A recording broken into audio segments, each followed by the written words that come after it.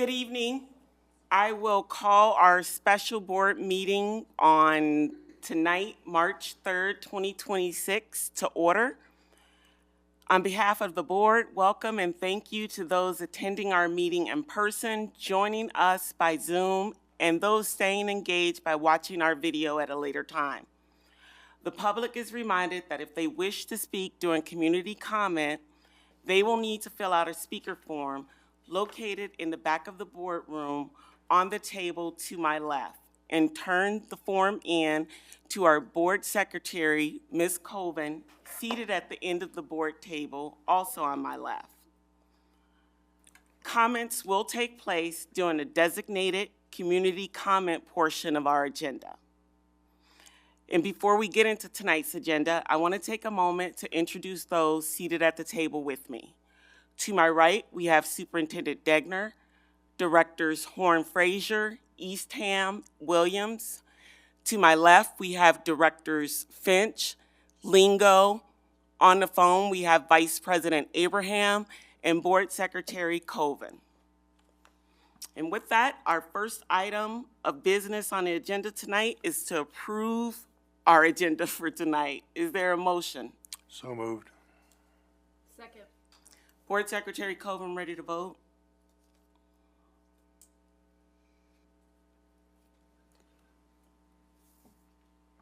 Give me 2 seconds here, I'm sorry.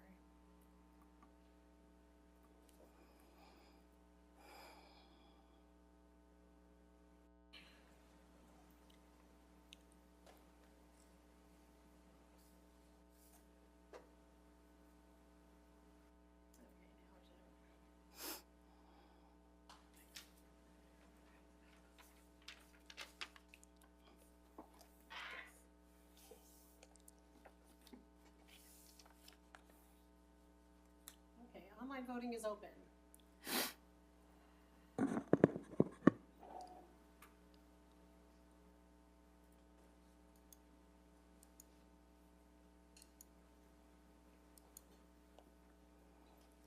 All votes have been cast and the motion carries with all directors voting in favor.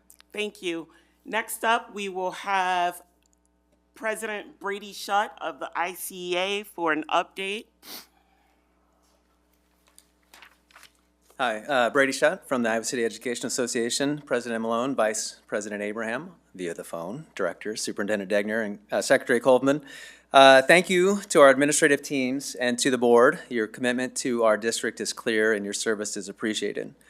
In my time here in ICCSD, one thing I have learned and that serves as a guiding principle for me is this: everyone's job is different and everyone's job is important. We proudly employ nearly 2,500 people. Together, we strive to give every student a world-class educational experience. We give our blood, sweat, and tears to help students. Some of us are more public-facing than others, like those of us here.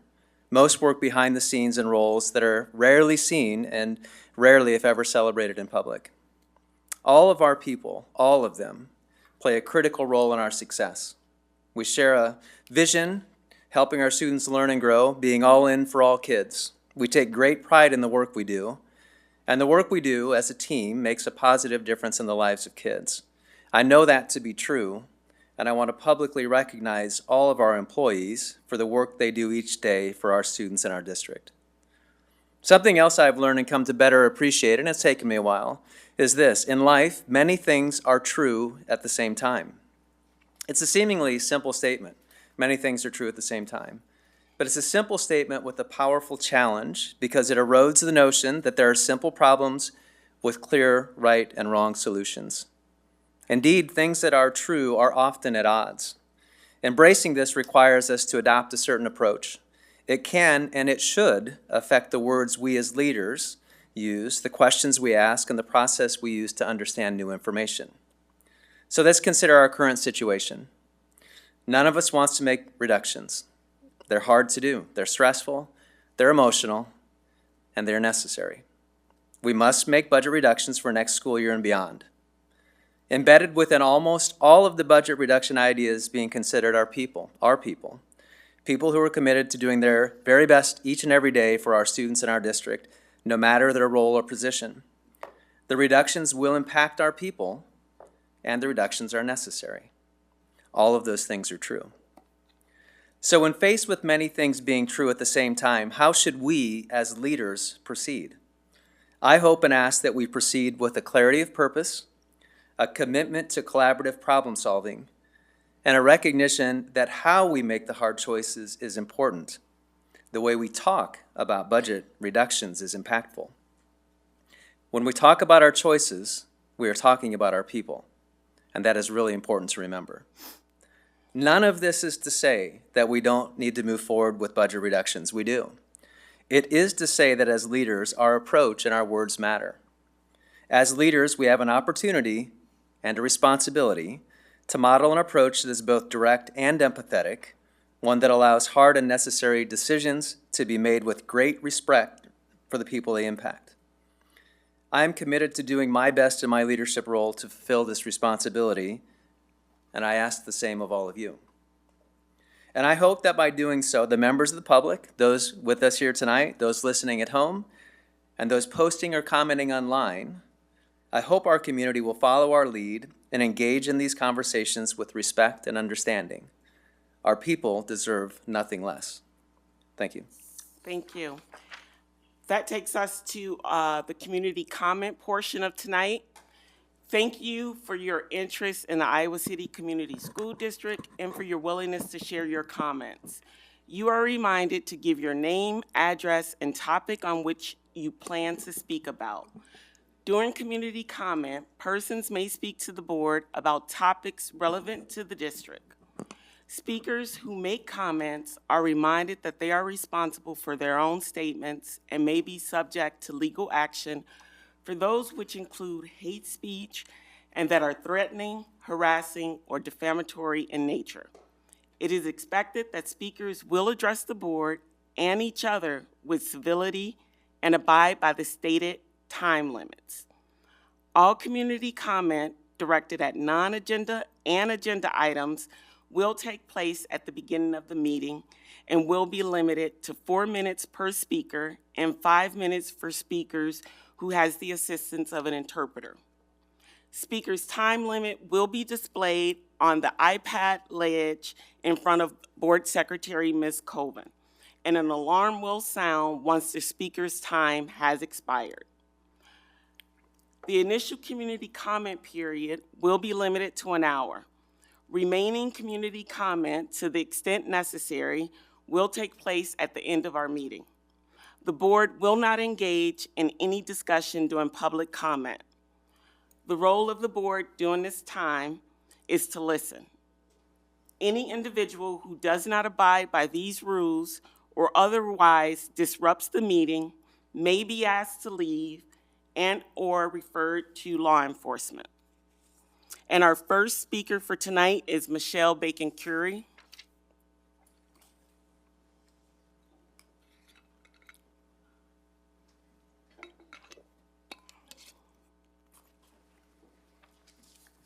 Good evening, Board of Directors, Superintendent Degner, District Administration, and ICCSD community. My name is Michelle Bacon-Curry, and I am a teacher and instructional coach at Elizabeth Tate Alternative High School. I was 38 years old when I decided to be a teacher when I grew up, and I'm now in my 13th year of this career, and I can tell you without hesitation that Tate is my dream job. I love these kids, I love this community of teachers and staff, I love my administration, but most of all, I love the work that we do together. I am here tonight with a number of Tate teachers. It was important for us to be here tonight as the district begins the process of hiring a new principal for Tate.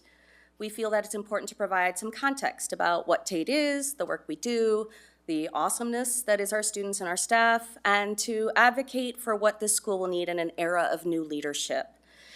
There is no question that Ann Browning, our current principal, the woman whose leadership and commitment shaped Tate into what it is today, is irreplaceable. She is one of a kind. There is, however, a question as to who comes next, how they are chosen, and what qualities and dispositions they may need to lead Tate with commitment and stability into the future. We were heartened to receive communication from Director Nick Proud on Friday, 2/27, stating that the hiring process for the principal opening would begin sometime in March, and that while the positions will be, quote, posted for current ICCSD employees only, end quote, the, quote, typical process to gather information from the Tate High School staff, end quote, will be followed.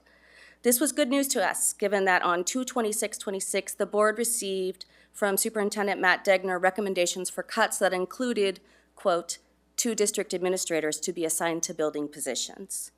The word assigned is concerning to us, as is the notion that personnel may already have been identified for assignment weeks prior to any communication or information gathering from Tate staff. As the only building-based administrative opening in the district at present, it seems a reasonable conclusion to make that the goal was to assign at least one of these district administrators to Tate.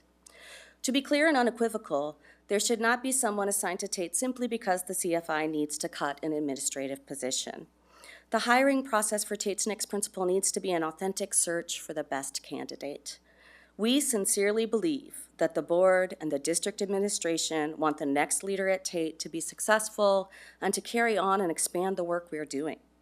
To do that in the midst of the current budget crisis will be difficult, to say the least, and we understand that. But good leadership is doing the right things at the right times for the right reasons, even when it's hard to do so. So we have faith that your decisions will be guided by the principles of good leadership. Thank you. Thank you. Next up, we will have Jill Herrick. If I mispronounced your last name, please correct me. Thank you.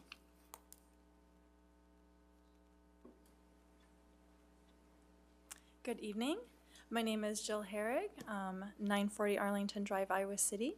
I have been a teacher for 19 years, 13 of those years at Tate High School. I would just like to share a little bit more about Tate and our priorities for our students and staff. Tate is a unique place with students who have complex needs, skills, strengths, and histories. We believe that Superintendent Degner and his executive council want the best leader moving forward at Tate. We also want to believe that that leadership search will be open, fair, and determined through who is deemed the best fit for the position, rather than what is most expedient or convenient at a time of fiscal crisis. For 14 years, Anne Browning has served Tate with dedicated commitment. Tate deserves the same kind of leadership for the next 14 years, despite the fact that her well-deserved retirement announcement came the same month that the district found itself in need of drastic budget cuts. Steady, committed leadership at Tate is all the more important at this time. We need someone who understands and deeply values our students, our staff, and our processes. Tate is a place where teacher and administrative collaboration is at the utmost importance. We have great teacher retention and lead the district in student relationships. This is a direct result of our leadership team and the constant inclusion of staff in decisions and processes that affect student outcomes. This will become all the more important in the coming years as we anticipate that the district's positive innovation in offering the 260 credit hour diploma in the comprehensive high schools will result in ever more complex academic, social, emotional, behavior, and attendance needs referred to Tate. We embrace that challenge. We embrace that challenge with the right leadership in our building. Leadership that loves the kind of students that come to Tate. Leadership that appreciates the unique challenges and opportunities that alternative education offers. And leadership that embraces a collaborative spirit between teachers, staff, and admin. Beyond that, the February 26, 2026 budget reduction suggests cutting one administrative position. While we have no way of knowing what position was intended for that cut, we need to be clear that Tate needs a principal and assistant principal.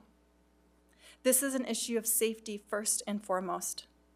We must have an on-site administrator at all times in our position. This is also an issue of workload.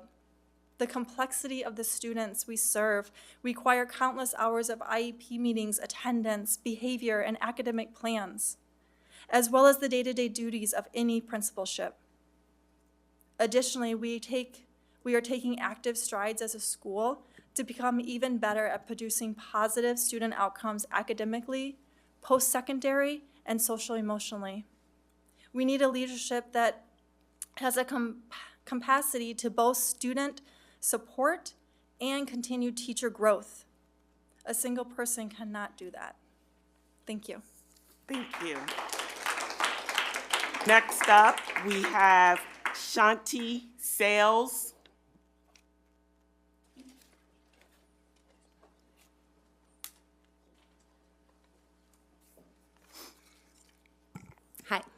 Hi, my name is Shanti Sells, and I'm a science teacher at Elizabeth Tate Alternative High School. I came into the teaching profession as a second career and have been at Tate for over 5 years. As someone who is passionate about this profession, I'm continuing my education to pursue a master's degree in science education while teaching full-time. I would like to address one other component of the proposed budget reduction measures, hiring eligibility. In communication dating 2/25/26, Bradley Shutt, ICA Union President, listed a TBD budget reduction item of, quote, limiting the education and experience of essential teacher hires. We would like to caution against this as a blanket solution. Tate requires a special skill set of its teachers, and experience and education are essential components for building that skill set. We would like to ensure that when and if teachers need to be hired, their education and experience are considered in the context of their role and placement within the district on a case-by-case basis. We at Tate greatly appreciate the time, attention, and consideration that the board and executive council are putting into resolving this budget crisis. We are equally grateful for the time, attention, and consideration you will be putting into finding the next best leader for Elizabeth Tate Alternative High School. Thank you. Thank you. Next up, we have Daniel Kinney.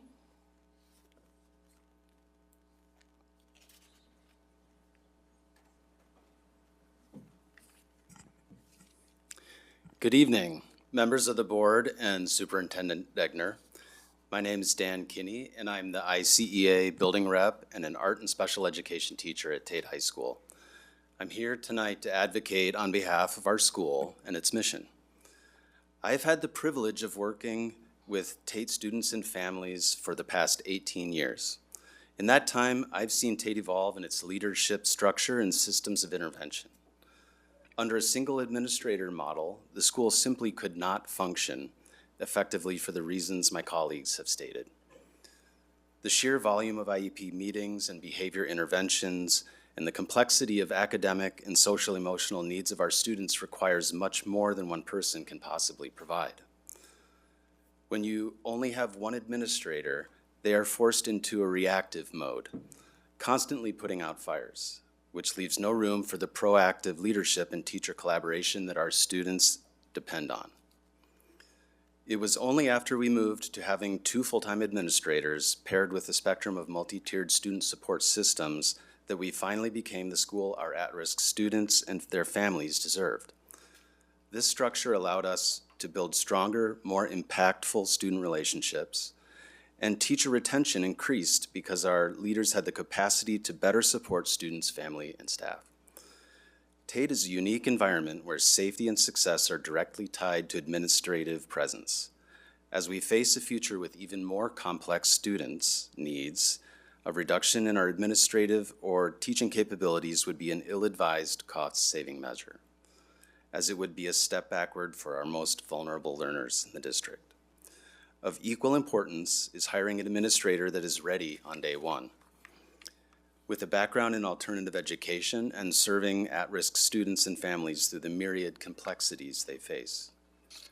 What is at stake is the highly effective and successful structure built by Principal Browning's 14 years of innovative, collaborative, and experienced leadership.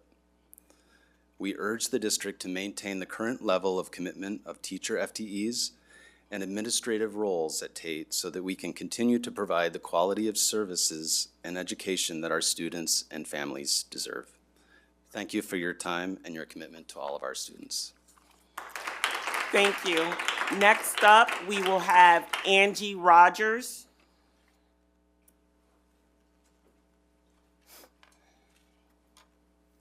Good evening. My name is Angie Rogers and I live in Coralville. I'm speaking tonight out of concern for the district's financial condition and, more importantly, the governance structure being put in place to address it. While cooperation between the superintendent's office and the interim CFO is appropriate, it should be non-negotiable that the interim CFO report directly and exclusively to the board, rather than jointly to the board and the superintendent as reflected in the summary document approved by FGMK. In the FGMK document posted with tonight's agenda, it states, quote, client direct report, school board, and superintendent, end of quote. The issue was raised by Director Finch and discussed at last week's board meeting. Director Williams specifically stated that the engagement letter should make clear that the interim CFO reports directly to the board. There was no mention of including the superintendent. The reporting relationship matters. This is not a procedural detail. It is a foundational question of independence, accountability, and public trust. The district's current financial crisis appears to have developed under the existing leadership. Over an extended period of time, there was a systemic failure of reconciliation, financial oversight, and escalation. Those breakdowns were not identified, addressed, or corrected by district leadership. Under those circumstances, the same reporting structure that existed during that failure should not also control the corrective process in getting our district back on track.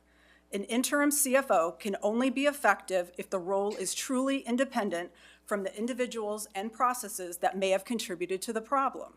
If the purpose of this engagement is to restore accuracy, discipline, and accountability, then that work must be free from both actual influence and the appearance of influence.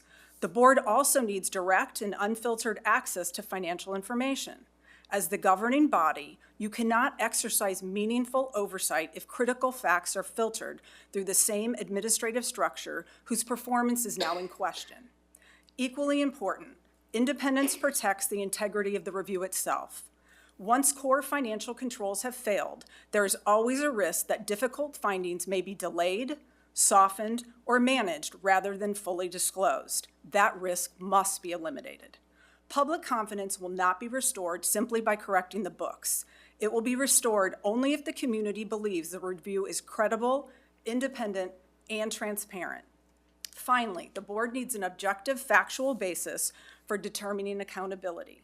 You cannot responsibly assess whether this situation resulted from incompetence, neglect, gross negligence, control failure, or policy violations if the relevant information is filtered in any way. For these reasons, I respectfully urge the board to amend the reporting structure so that the interim CFO reports solely and exclusively to the board. Thank you for your time. Thank you. Next up, we will have David Norpier.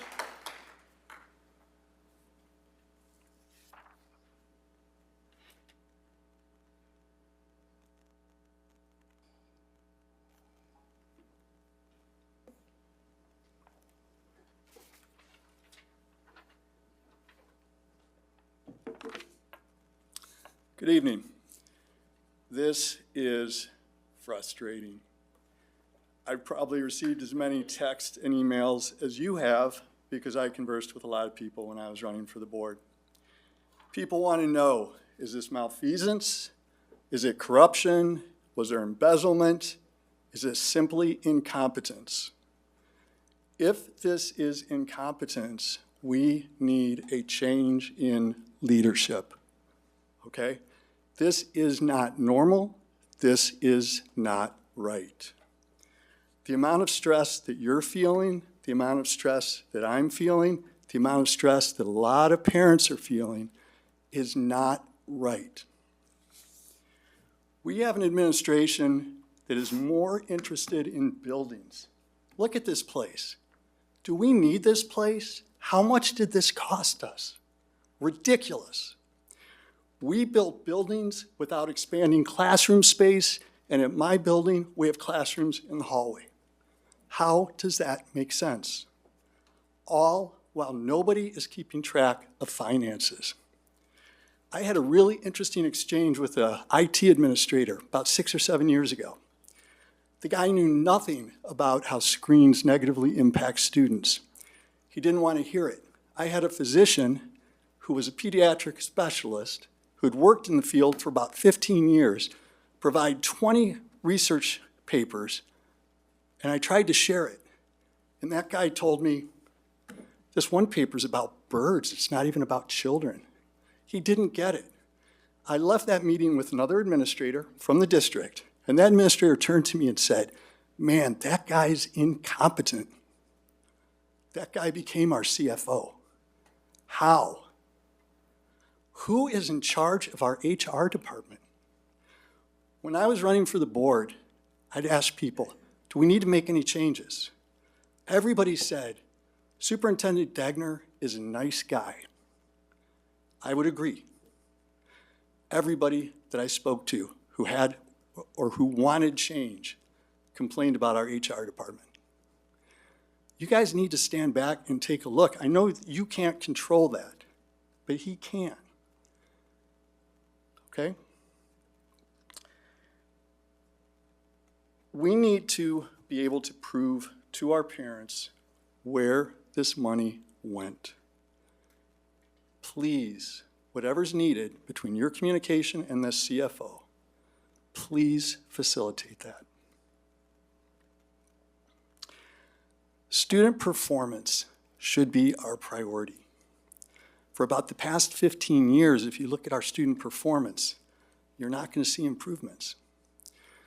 This administration is not a new administration from a few years ago. This is a carryover administration from well over, it's been going on for 15 years now. We're not doing what we need to do. What we need is one-on-one tutoring, small group tutoring with those individual students. Fancy buildings, fancy facilities are not linked directly to performance improvement. One-on-one communication, collaboration is. As we move forward, please make sure that we're emphasizing what's important. Please make sure that we're de-emphasizing what's not important, and please make sure that everybody is held accountable. Thank you. Thank you. Next up, that will take us to tonight's discussion items. And the first item up for discussion is the budget reductions for fiscal year 27. Superintendent Degner.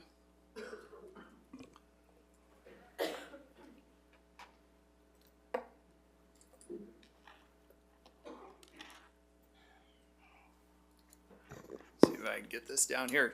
All right, good evening, everybody. We wanted to walk through, in a slideshow format, the budget proposals we had presented to you here a week ago with some of the information you'd requested and, of course, answer your questions. We tried to group this a little bit differently and also start out with some of our priorities. So the presentation's really going to travel through in 4 different pieces here. Admin and district office, operations and district personnel, non-personnel savings, and then classroom staffing.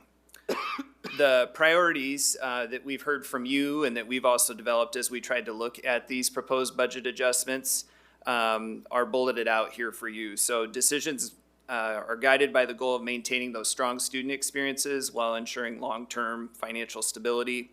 The budget adjustments are intentionally focused away from the classroom whenever possible, prioritizing the protection of direct student instruction and those core learning experiences. An update to our presentation here since last week talks about proposed staffing reductions occurring through attrition, including retirements, voluntary resignations, and performance-based non-renewals. So we're happy to report tonight that we do not believe there will be the need for any reductions in force as part of our solution to travel through these reductions. We do note that there will be involuntary transfers to open positions in the district. Some reductions in teaching positions achieved through attrition reflect declining or shifting enrollment patterns. Again, the need for some of those involuntary transfers and shifts. This would allow staff levels to be aligned with current student numbers and minimal impact to class sizes. So first we wanted to start with admin and district offices. I just want to say thank you to the Tate staff that came tonight to advocate for their building leader. We're very proud of Principal Browning and the work that she's done at Tate Alternative High School. Long and successful career there. And we'd want to assure them that we believe those same things they communicated here this evening, that we know a leader that's committed to alternative education, that's ready to hit the ground running, and that goes through a process where they have an opportunity to provide that feedback is the same process that we want to follow in that circumstance. We do want to look for that leader internally, inside the district, but we have no intentions of placing somebody there from another position in the district. And so we will use an application process. Nick and his team will be out to meet with the Tate staff. A couple of them referenced that, but just wanted to say thank you to these guys for coming tonight and speaking. When we do talk about the reductions, you can see here tonight that we included a little bit of some new information just about the percent decrease to the kind of overall pool of employees we're talking about in each of these categories. And so again, we offer a reduction of 2 of the 16 central office administrators. Just for a frame of reference, we put in there kind of what our staffing level for central office admin is compared to the Urban Ed Network. For those unfamiliar with the Urban Ed Network, that's other large and diverse districts in the state of Iowa. It has the current ICCSD level and then what that new proposed level would be there. Let me see what else to highlight here. On this one, we had also mentioned last week the freeze of exec cabinet administrator salaries.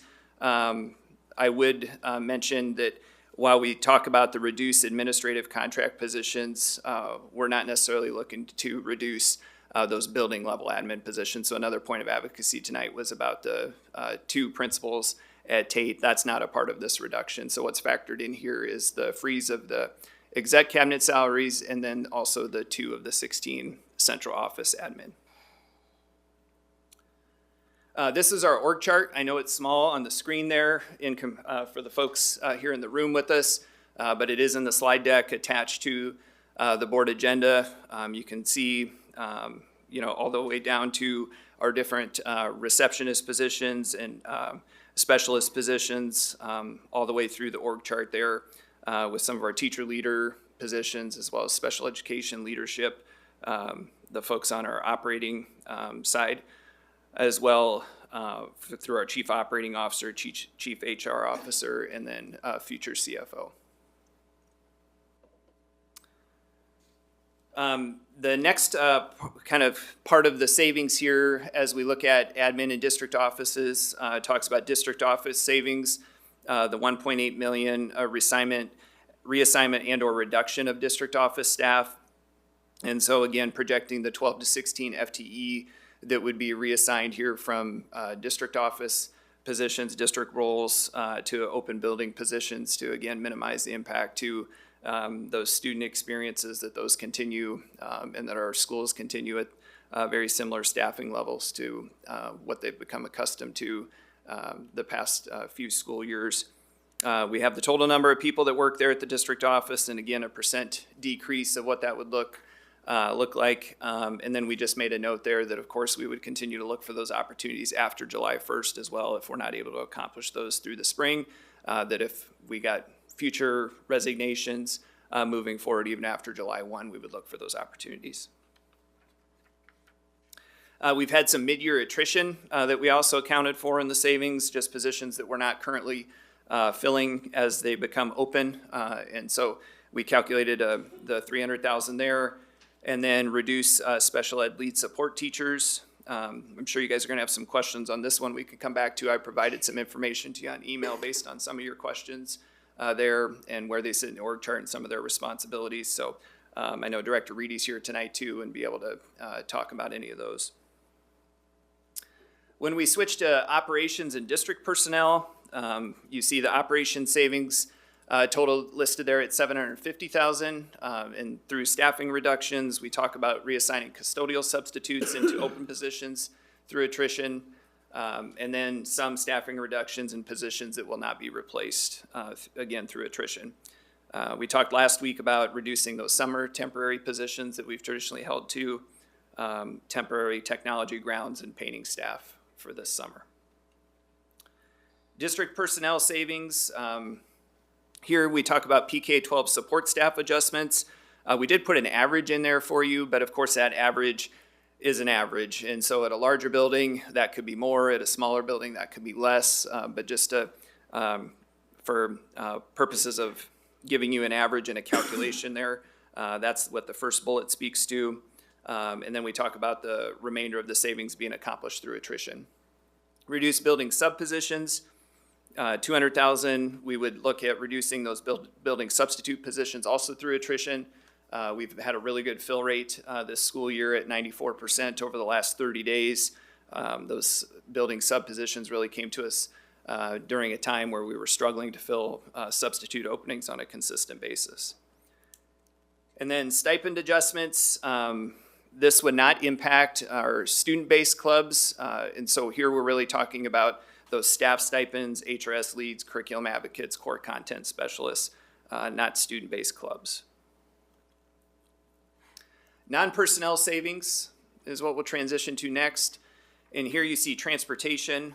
We have attendance support busing routes, and this has been a topic that's come to the board table different times, whether through budget reductions or some operations committee meetings. There's 16 routes at $52,000 a route. You can see the campuses and the amount of routes served there. There was a request for attendance data last week.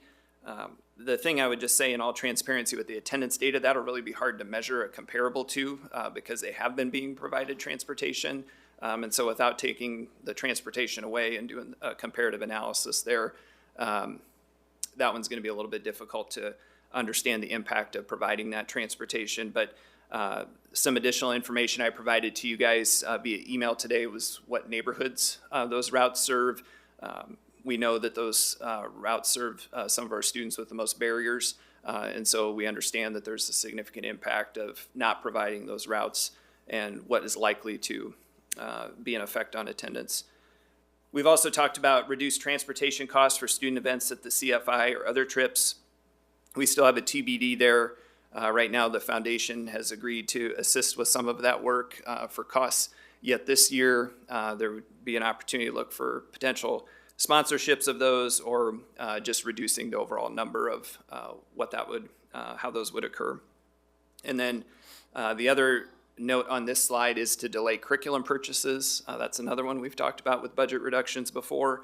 Remember, this is a one-time savings, and so we wouldn't expend the funds this next fiscal year, but at some point, those expenses would come back to us when we're ready to purchase those curriculums. Software expenses, we note here that we'll provide an additional level of detail to you on the 10th of March, but we felt confident from our initial survey of that list that we could reduce some redundant expenses or underutilized software of up to about $300,000. Consulting contracts, you have a slide next in the presentation that breaks down some of the funds that were spent on consulting contracts this year that we would no longer recommend going forward with next year, and those are broken out here. I did have a question about high reliability schools that I thought was an important one just to address. You don't see a contract on here. We've really paid as we've traveled through our HRS framework for things like professional development and building-based certifications at the different levels. So the only contract we had this year was grant funded through ESSA dollars. Again, if they weren't grant funded to provide PD, they wouldn't make it onto this list. But again, we've paid as we've gone along for those HRS services, and then I think we'd want to reevaluate or at least vet out what it would look like to continue those building certifications, if that's something we would do locally here instead of paying for the certification through the Marzano network. But I appreciated that question from the team because that's been a critical part of our work in teaching and learning, and so that's why you don't see it on the list here. Non-personnel savings, this was from a couple of community commenters and some feedback from the board last time about Chromebook resale considerations. I think the big one I would want to just draw attention here is that we would need some teacher feedback on this to know how it would impact the classroom and what kind of alternatives we would need time to develop and be ready to employ as it would affect the day-to-day, week-to-week experience at our schools. There's some other impact points there talked about too, just the cost of printing materials or acquiring other materials. Some impact to state testing, again, depending on how aggressive you would look at the removal of devices, and then professional development to use those other materials so that staff felt well situated to do so. But our quotes that we've been able to obtain have showed about a 30-40% of the original cost, which again is the $285 per device mentioned there. And then the last portion here is classroom staffing. And we are proposing a reduction of up to 23 teachers through attrition, retirements, voluntary resignations, and performance-based non-renewals. You see here that percent to our overall teaching staff out of the current 1266 that we have for current teachers. The reductions, again, are occurring through those natural attrition mechanisms, and we are not using a reduction in force or a non-renewal of probationary teachers. So for elementary, you're going to have several slides on the just kind of moved forward RAM model that we employ for our elementary staffing here. This year we staffed at 301 sections. We'd be recommending a staffing level at 291 for next year. And what you see in the model is 286, knowing we would still have 5 to deploy based on where students would go. The subtle class size improvements, there was a couple questions from board members last time on that. And so we wanted to try to break that out and show where some of those improvements we feel like would happen when you look at the RAM 2 schools, the first grade class size no more than 26 instead of 28, and then 3rd through 5th no more than 30 instead of 32. We know once those numbers get in the 30s, that gets a really difficult proposition. So I'm not going to spend a bunch of time on these talking to you about each one of them, but you have those included in your slide deck there for the different schools, and again, just moving forward current numbers and what those section sizes would currently be. So you go from RAM 1 to RAM 2, multiple slides on RAM 2, and then your RAM 3 schools there as well. Remember, those subtle improvements are on the RAM 2 portion. So that felt like a quick transition to middle school, but we can look at those some more, and we can, of course, answer some follow-ups. And then middle school staffing adjustments are targeted at 500,000 there, at about 5 to 6 FTE. This is really done in collaboration with the building principals. Again, we talked last time about some of your concerns about the impact of middle school and what that could do to class size or offerings. We don't feel like there would be any negative impact to the offerings. We would still offer the full program of study at middle schools. Some of this could be caseload impact. Some of this could be filling out teachers' days and not replacing full-time positions to achieve this. We did have 1.5 FTE for some math and academic support positions to support the new math curriculum that began this school year. Those would make up that 1.5 of the 5 to 6 FTE at the middle school that we'd be looking to reduce. And then for high school, close but just a little bit larger, 600,000, projecting 6 to 7 FTE.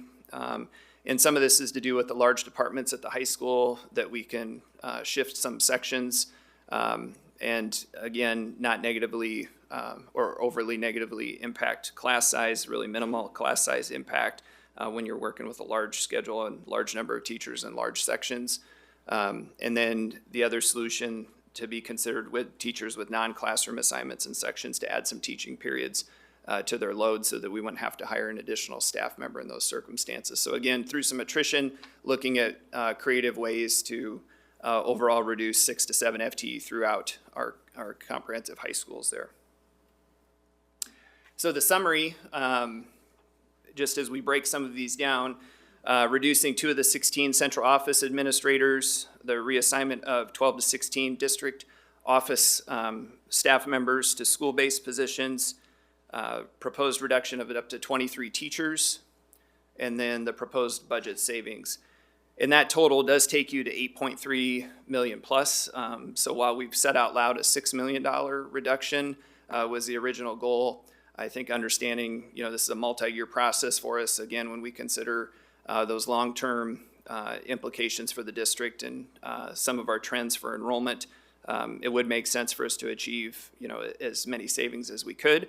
But at the same time, we understand we have articulated that goal previously, and so we, of course, wanted to offer some ideas or recommendations of things we could consider that went beyond that in case there were some you were uncomfortable with. So that is the summary, and then we'll kind of open it up for questions and discussions, and I'll sit down like I did last week, and I'm sure some team members will have some answers, or I'll pitch some answer or some of the questions to them to provide some additional context.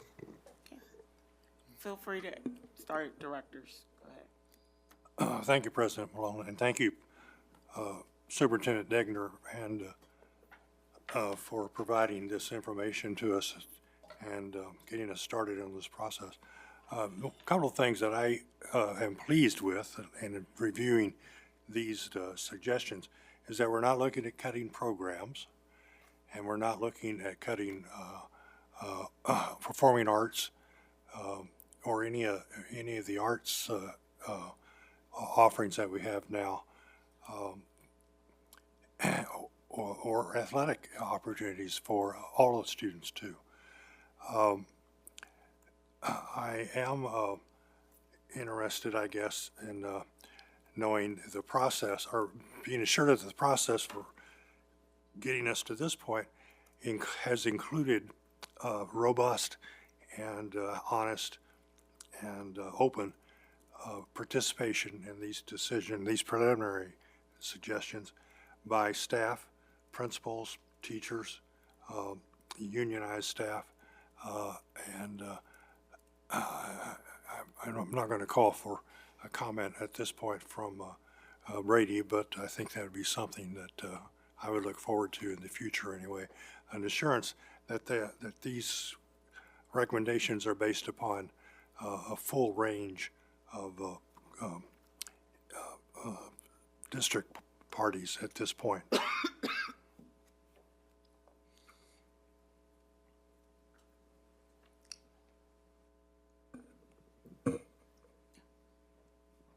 Feel free to jump in.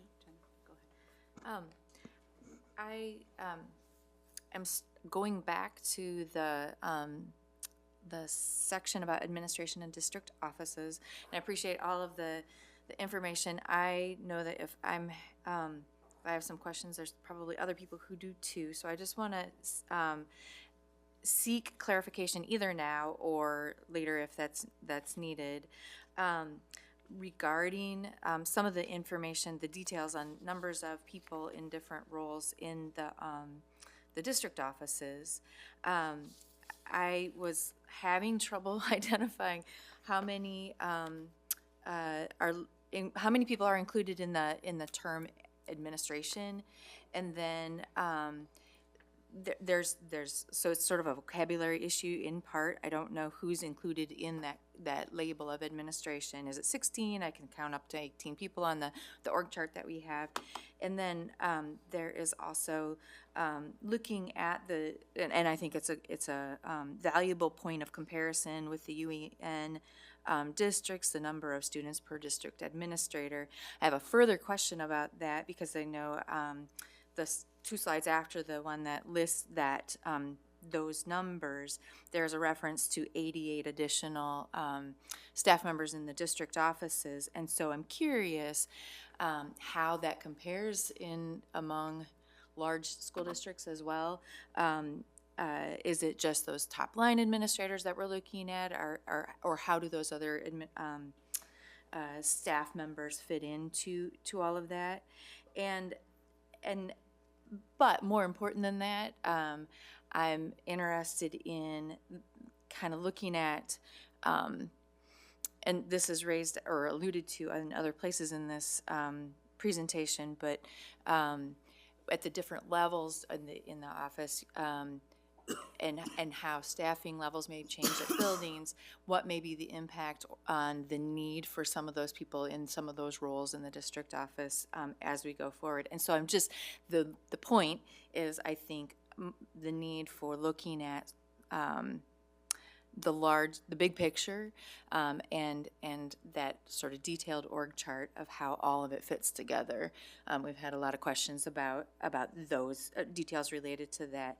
And so I'm thinking, because we have an urgent need to make some choices in the short term, there's probably some of that's sort of high level to do, and then looking long term at how to make our district function most efficiently and effectively in the service of our students, looking in more detail at some of those sort of reporting structure questions and how much administration is needed to manage what actually happens with our students every day in the classroom.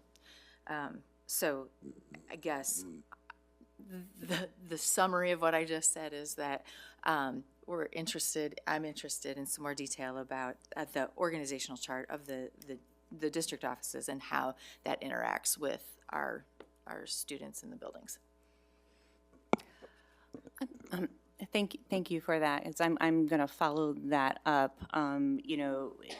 When we talk about efficiency, and it's one of the first slides here about the administrative efficiency, I think we have to remember that we are the second largest district in the state, and we should be the most efficient district in the state. I mean, there are UEN schools that have 3,000 students, Storm Lake. There are UEN schools that are districts, that have 5,000 students, Marshalltown, Muscatine, Ottumwa.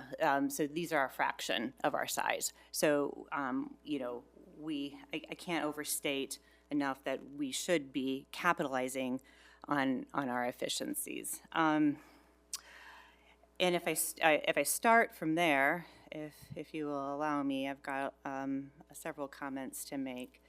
In terms, again, on the administrative pay freeze, I support that. I want to reiterate that I do think we need to take a close look at all of the contracts for need and to consider adjustments based on performance in salaries and benefits. And the reason I bring up these benefits, and you have that slide that shows about half of the UEN districts, not all of them, half of them.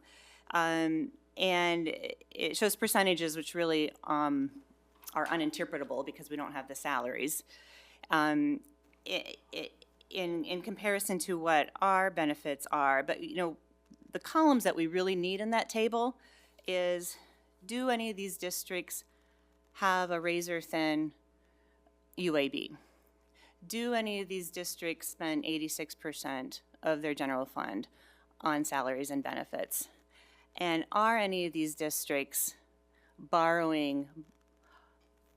taking out multiple multi-million-dollar loans to make payroll right now? So that table that you put up, I guess that is really completely irrelevant to me. I fully understand that there are people in these roles, people that I care about in these roles, and our administrators are important, and I know that they do important work. But when we are talking about removing attendance support busing from students who rely on that to get to school, we've got to be willing to look at every place where we can make budget adjustments. And so that is why we're talking about administrator salaries and benefits, because we are in a crisis, okay? It's not because we don't like administrators or don't think that they're important.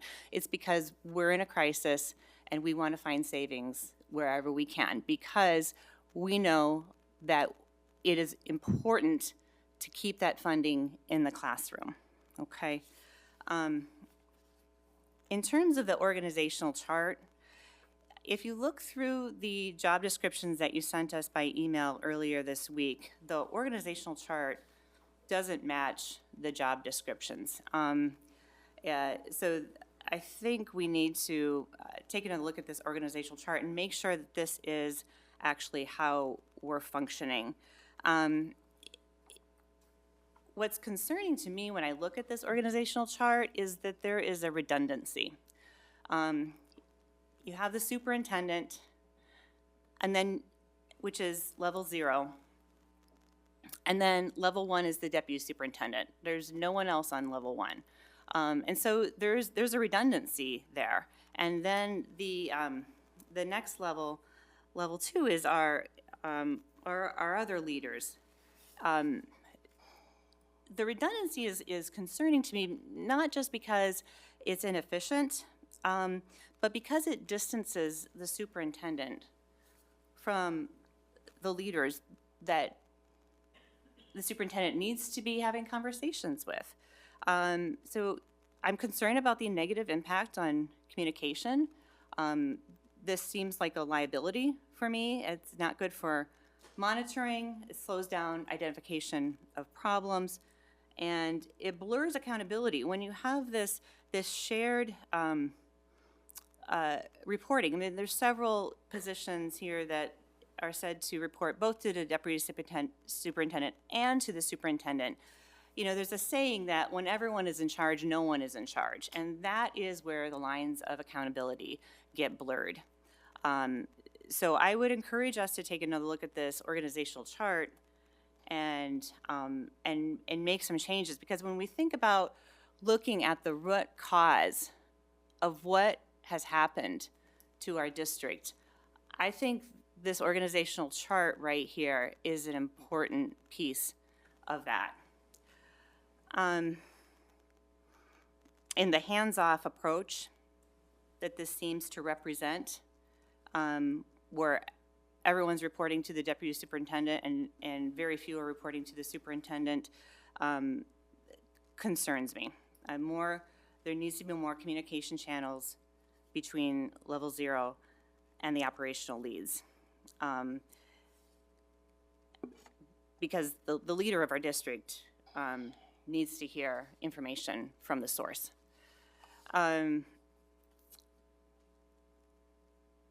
I'll just jump ahead to the elementary staffing. I think the one good thing here is news that I have for you, Superintendent Degner, is that you've convinced me about the elementary staffing. Thank you for providing the RAM levels and the class sizes. It seems to me that these are these are the changes we would have made without budget reduction because of enrollment decline and attrition. Is that correct? Correct. So we would have been making these changes anyway. So when people are alarmed that, oh, we're cutting $900,000 in the elementary level, I believe that these changes would have been made regardless of being in budget cuts. Am I correct about that? Yes. Okay. Yes, All right. you are. Thank you. Okay.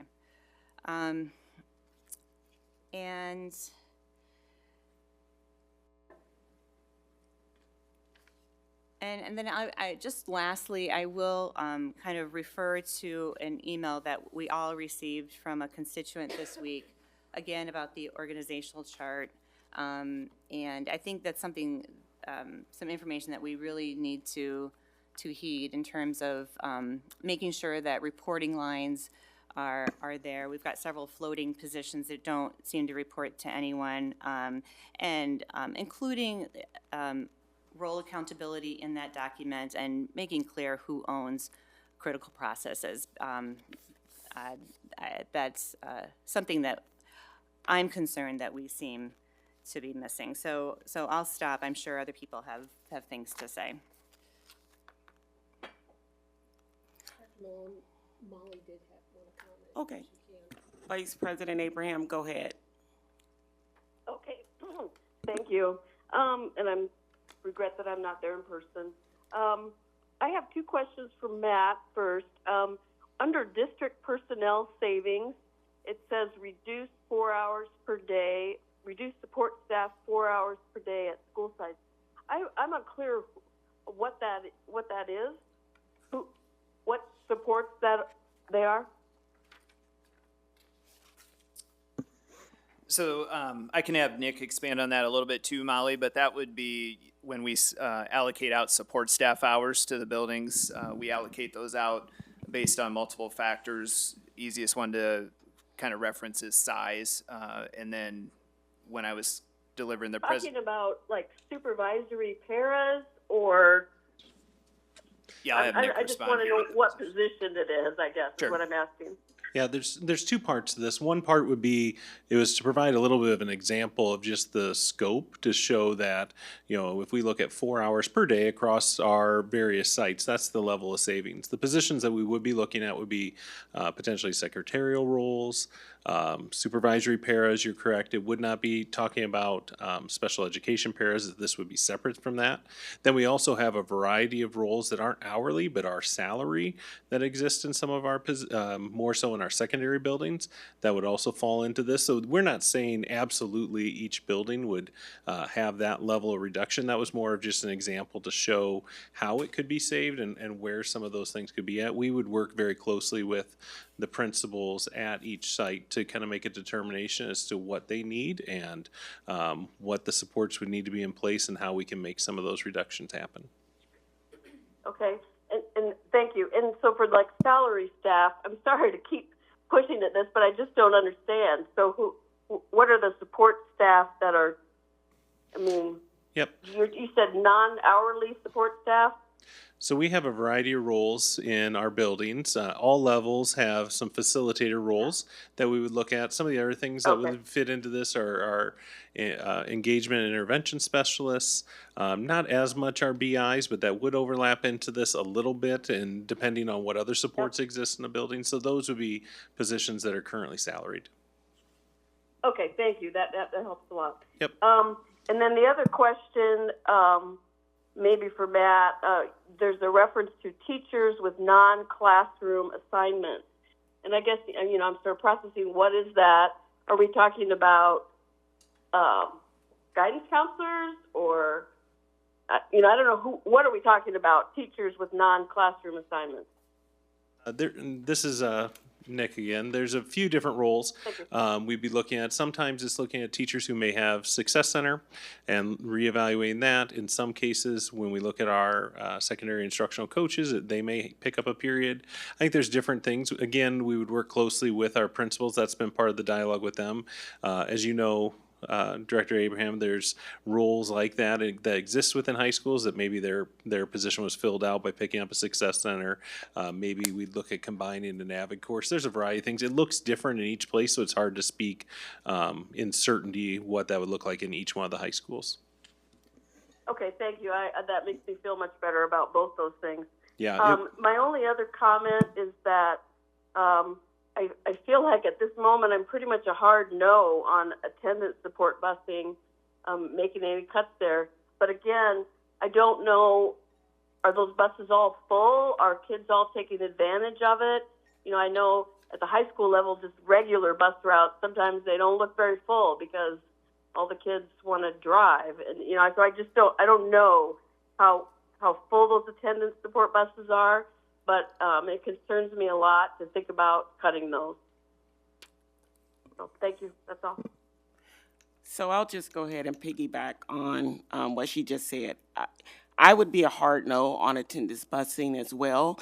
Those serve as, you mentioned, Superintendent Degner, some of our greatest need students who have even more barriers to getting to school and being able to meet just the daily challenges sometimes that they're faced with.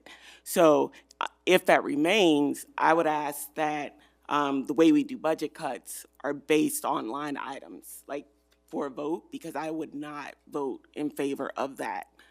Then I just had a couple of questions because I could not find it in the material that we received, and so apologies if I overlooked it. Going back, to slide number 8, where we're talking about administration and district office.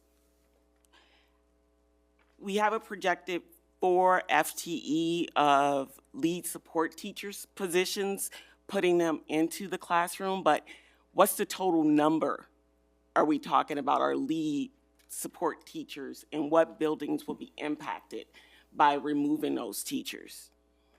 Yeah, I'm going to ask Ashley to speak to that a little bit, just to talk a little bit about lead support teachers and coordinators both, because that's been a frequent question a couple of you guys have had. So Ashley, if you could kind of just talk about that and then talk about potential impact or how that change would work.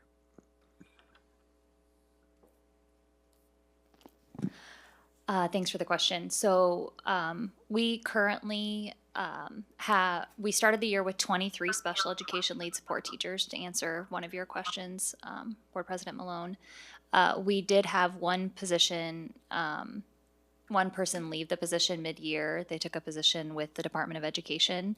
And then we do have two special education lead support teachers currently providing relief for long-term absences for teachers. So helping, sometimes when we have an unexpected absence, that's one way we kind of step in. So we are currently staffed with 20 special education lead support teachers. In regards to buildings that would be impacted, we aren't yet able to speak to that because, again, these are just proposals.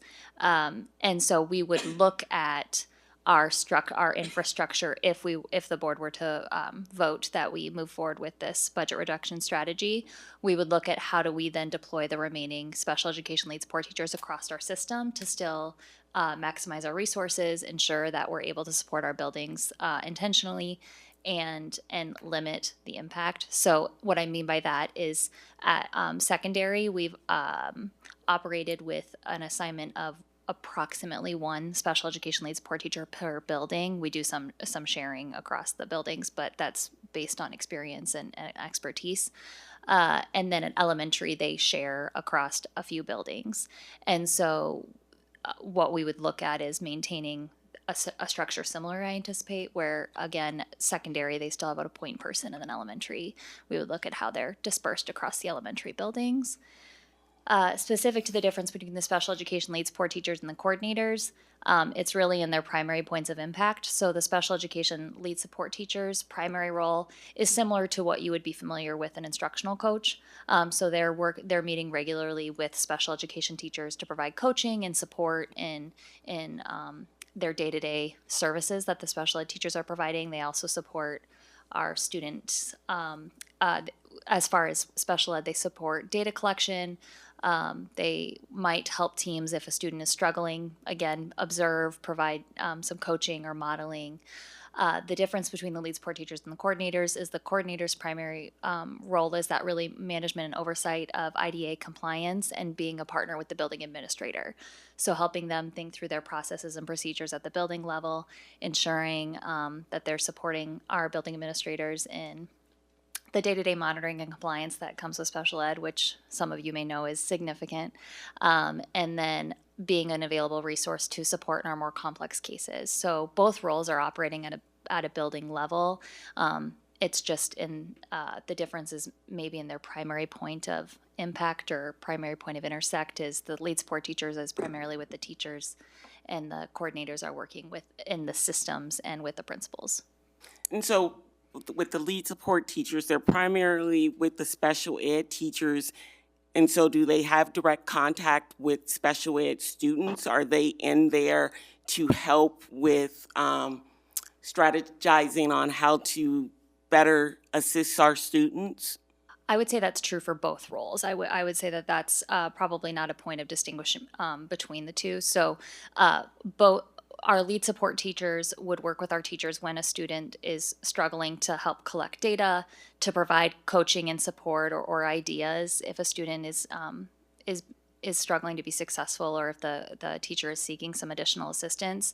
The coordinators are, I would say, maybe that next available layer of support, to think of it that way. So when we think about training and expertise, our coordinators have participated in more extensive professional development training with the state around strategies and supports for students. So when a team is struggling, they're kind of that next layer of support they pull in.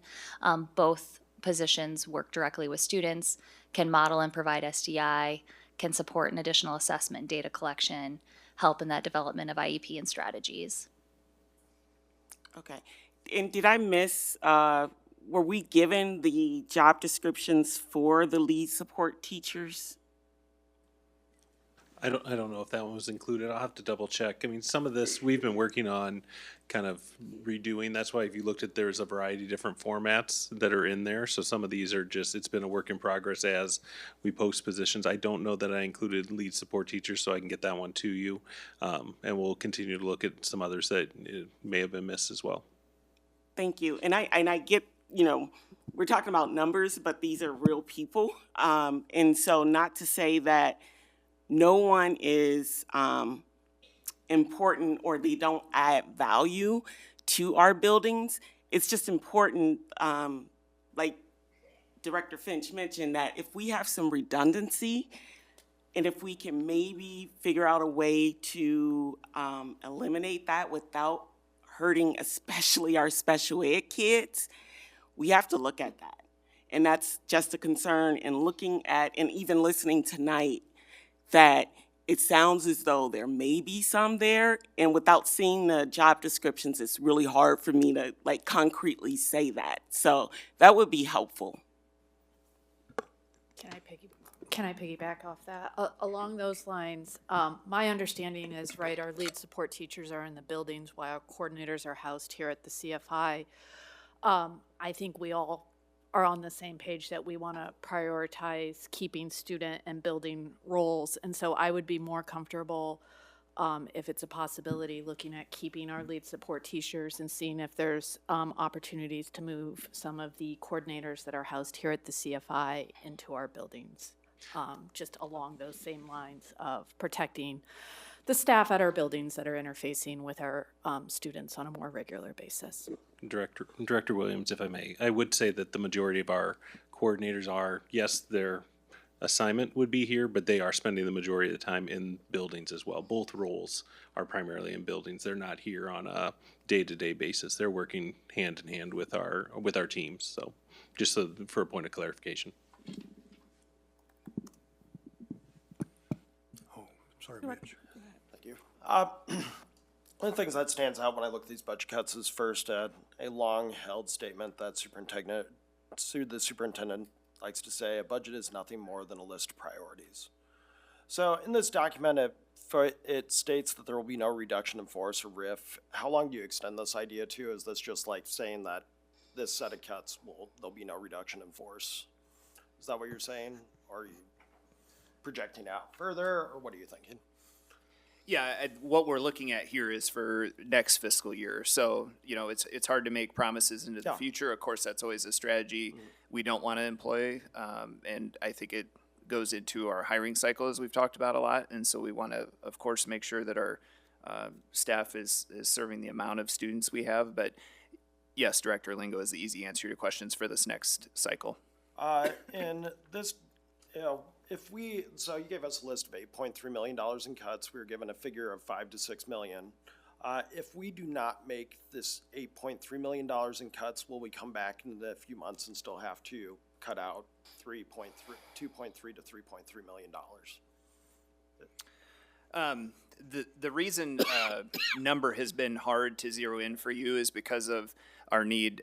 Director Finch talked a little bit about the need for the additional loans, right? When we look at what our actual deficit is, and the need to make sure we can ensure cash flow, right? That as we talk about loans, that's not necessarily what our deficit is, right? That's contributing factors about when we receive revenues and when payments go out that influences the size of the loan. And so I think the most immediate consequence of it, Director Lingo, would be how it impacts the size of the loan that will be needed for FY27. I don't think after this we would like to come back to you and say, here's another round of reductions for next year. We'll, of course, continue to look for cost-saving measures. We do think, we will have another conversation about potential reductions for the following school year as we turn the page into next school year. But we wouldn't anticipate bringing you another cycle of cuts in preparation for next fiscal year. Okay, so it's kind of we don't know for sure until we find out the loan kind of answer, or? Part of it is we needed to start on the process now, knowing it affects our people. And so we don't have all the information for the next stage of the sequence here for what we would need to do for the loan. We did feel like it was important to start this conversation now so that we could let our people know and that we would work with our folks. 2.3 million of the 8.3 million are one-time cuts. Does that mean that we potentially have to find that 2.3 million in the future, take like the $1 million curriculum cut?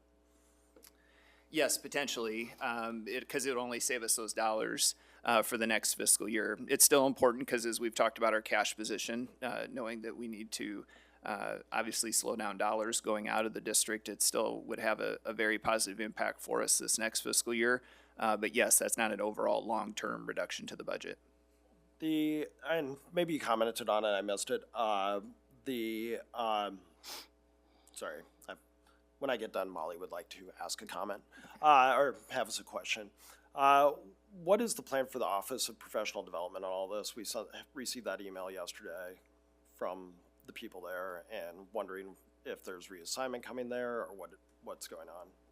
Yeah, I think it's similar a little bit to some of the conversation you guys are having about the org chart, that I think first what we're trying to determine is the appropriate number and make sure that we have some consensus on what the number is.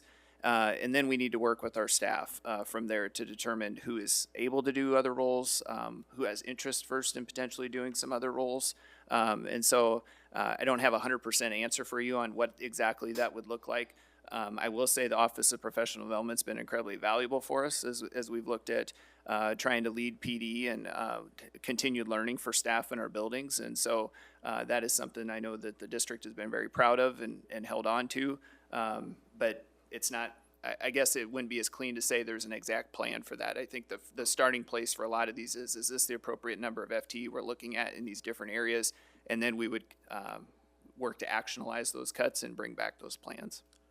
And this is, I'm going to go back to what I pointed out last week, is that right now Southeast is not getting the full amount of SSA per student. If they were, they'd be getting $900,000 more in funding. Northwest is not receiving the full amount of SSA per student, and they would be getting $560,000 more if they were receiving it. And we're talking about cutting 5 teachers from the middle schools. How do we get to a point where the middle schools are not being relied on to foot the bill for elsewhere in the district? What I would say to that, Director Lingo, is the immediacy of some of the conversations we're in now. I think the opportunity for the district after these reductions will be to look at that overall staffing plan throughout the district and how they work in concert. Because if we don't have the 5 FTE reduction from the middle school, and our goal is to still have another 5 FTE reduction, then it either has to come from the high schools. How would that affect programming? Or if it comes from the elementary schools, it would of course affect class size. So I think the next step of the conversation is to really start to set those overall budget priorities, board priorities, and then how do we achieve those goals through our staffing plan. It's not as clean as doing that right now, but again, just for immediacy and time.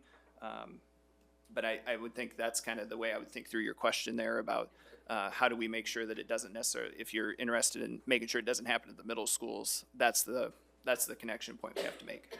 And I was really surprised last week when the idea was offered, cutting 1-for-1, because I've been pushing for this for 2 years now, or for it to be a discussion. Last spring, I ultimately voted a yes vote because I was told that the need for the computers for statewide testing.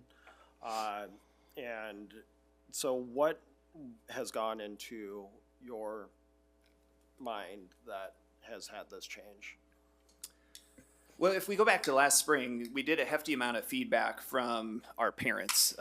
If we remember that, that was some of the decision-making that was presented to at the board table, or the recommendation presented to you at the board table. And most parents were in favor of some kind of access at school, which I think led to that ultimate decision where even though we've been having a pretty extensive conversation about cell phones and screens and what does that look like, it also led to us changing our approach to not sending the devices home, that the devices stay at school.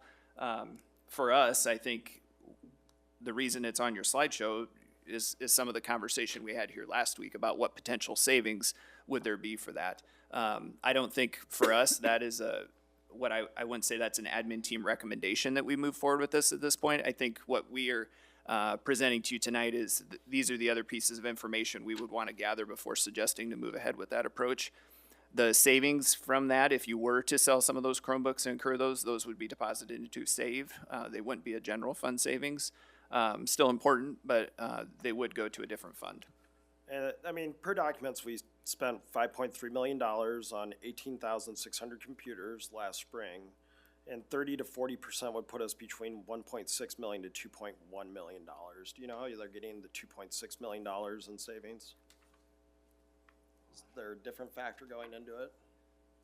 I'm not sure I followed that question. Did you, Kurt? If we spend $5.3 million, if I do 5.3 times 0.3, 30%, I get 1.6 million. If I do 5.3 times 0.4, I get 2.1 million. Yeah, that 5.3 would be for all devices. We're not necessarily looking at all grades and all devices, so that, So I'm just trying to figure out how you're getting $2.6 million in savings. Did it say 2.6 million on the slide? Sorry, I'm locked out of my Oh, no. computer, and I was trying to pull it up where you were asking there. So we primarily figured the data that would have been presented to you on that slide based on an elementary model. And so, that's where that number would have come from, Director Lingo. Like we said, we still had expenses for staff devices and then secondary student devices. So the information there would have been primarily based on an elementary consideration. With this money going back into the save, how do you think it can be utilized? Sorry, That's all good. still not getting it. Yeah, that's all good. I think it would be, we've had to talk about some of our FMP 2.3 projects, and as we've limited just overall expenses going out the district, again, it connects back to that larger cash problem, right? And so I think for us, typically when we've talked about budget cuts before, it's been all about general fund savings, but we're here today having a larger conversation just about district expenses overall. So this wouldn't be like savings for the general, it's not for the general fund. Correct. The follow-up question I do want to know a little bit more about is, given that a lot of teachers rely on the Chromebooks, whether I agree with it or not, it's neither here nor there. How will we be or how do you envision providing the curriculum supports for those teachers? If we're telling them, because, they've had 5 years to adapt to them in their classroom. Yeah, that's one of the considerations we put on the slide. That would be a considerable amount of work we'd have to factor in, right? Because that would be a shock to teachers. They have invested a lot of time, energy, and effort into that. And so if the devices were no longer going to be a support there, that was some of the things we tried to detail out. And I think a critical piece of that to inform your decision-making would be what that teacher feedback is. Thank you. I think I'm on the attendance support busing bandwagon. I think it'd be silly to not believe that's going to hurt attendance. I've heard a lot about equity. It's pretty blatant to me that will hurt equity. We're talking about a 5-year-old crossing a bridge that goes over 218. That's not cool to me. I don't know. Also, we made promises to students that were at Hills that they would get busing to Alexander when we closed Hills. At some point over the past few years, not to my knowledge, the administrative team's retirement bonus went from $500 a month to 6%. The deputy's retirement went from 6% to 10%. This increase amounted, when you look at the chart, to nearly $52,000. This is the same price as a supplemental bus route, or very near the cost to the one supplemental bus route. So when I think of equity and cuts and priorities, that's kind of, the buses are a much higher priority to me. And then last of all, I'm glad the Tate people showed up tonight because I had questions there and I didn't know how well Ann's retirement was noted. So I'm like, okay, I won't make her mad by outing her as retiring because her teachers did for her. I will just reiterate what they had to say tonight. I don't think there's much more to say. It's a special place. I got to visit there this year. When I go to their graduations, I don't think I have seen a higher proportion of teachers bawling their eyes out in happiness for the underdogs that they work with every day. And we're talking about people with underdog experiences that I can't even begin to imagine. And I want to make sure that that building is treated with the care and nuance of a normal hiring process to make sure that the person that is staffed there to be the administrator is ready for that, ready and willing on day one to meet the needs of the student and work with those faculty that have built such an intense bond over the process of getting those students to graduation. Thank you.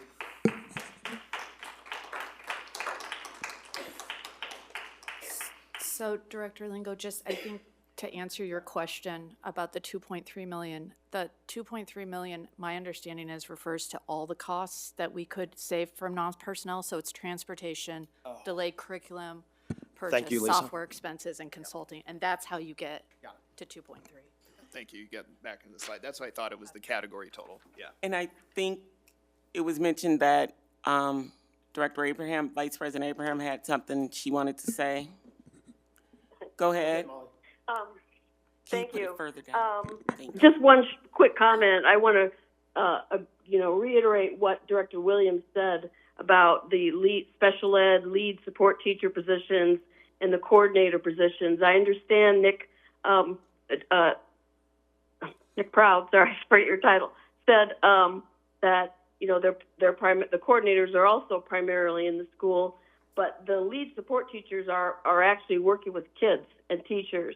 And so I would like to see at least both groups looked at as some sort of reduction through attrition or however that works. Both lead support teachers and coordinators, I think, should be looked at for special ed. It is the one thing that I keep hearing from special ed teachers is the importance of those lead support teachers. So, Can I maybe try to summarize a few of the things I've heard from all of you guys? You kind of had a chance. So I think attendance support busing, we have some unanimity on that not being something we want to move forward with. I also expressed my concern about that to you all today. And then special ed lead support teachers is an area that we have some discomfort with at this time that we probably would not be ready to take action on. It might be worth a follow-up, I'm hearing to say, to kind of break down that maybe the special ed org chart a little bit more and understand, I mean, just even to the point about redundancy.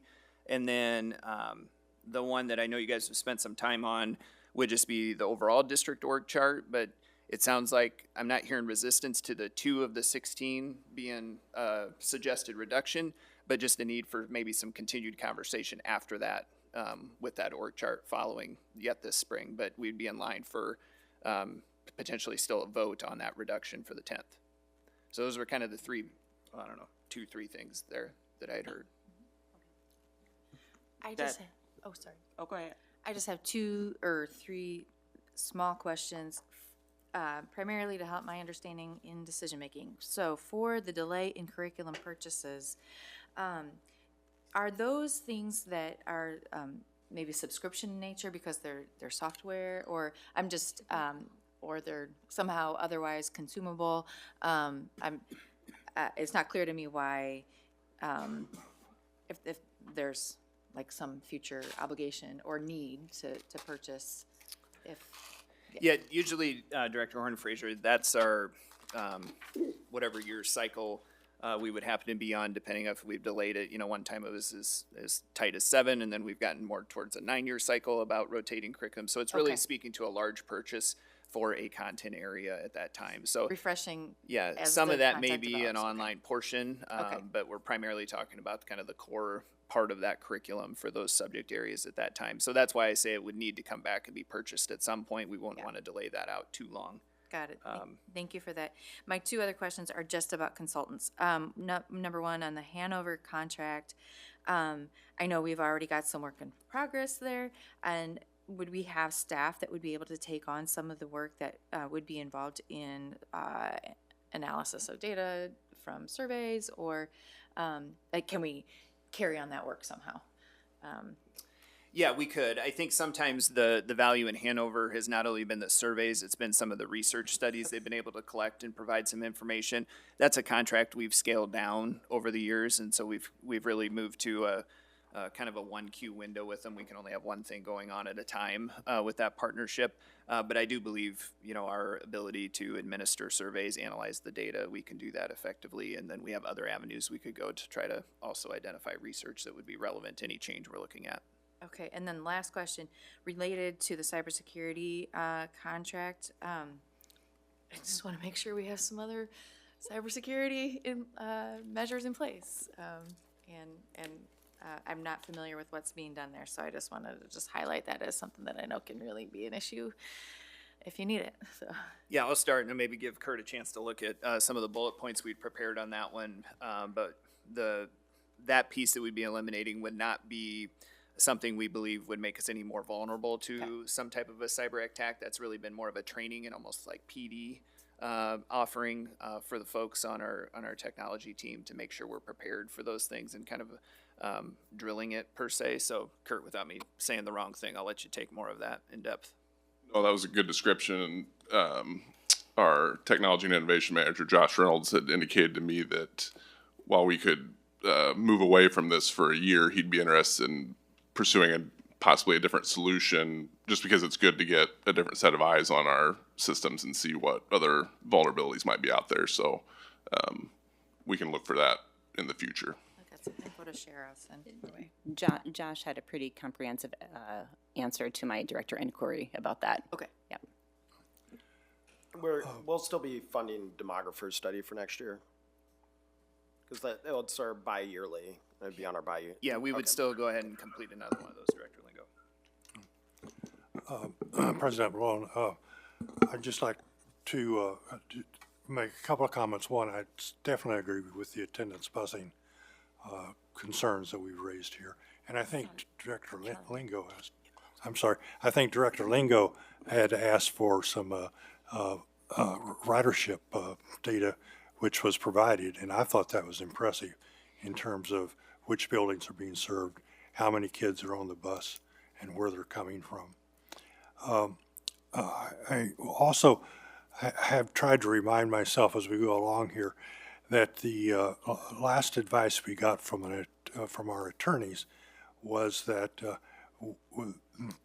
where we are in assessing our financial issues is that we're trying to they're getting information and they're going to present that information to us. And what I heard them saying to me was that you don't know enough right now to make decisions about administrative procedures, where they may have been faulty, whether or not they were faulty, and how they led to or didn't lead to our present situation. So that is influencing my attitude towards having the discussions before that information is available to us about organizational matters. Thank you. Anything else related to the budget cuts? I have one other question I thought about, President Malone, was what would you like us to do with the technology piece? Would you like us to try to gather some more information? You want to park that for a different time?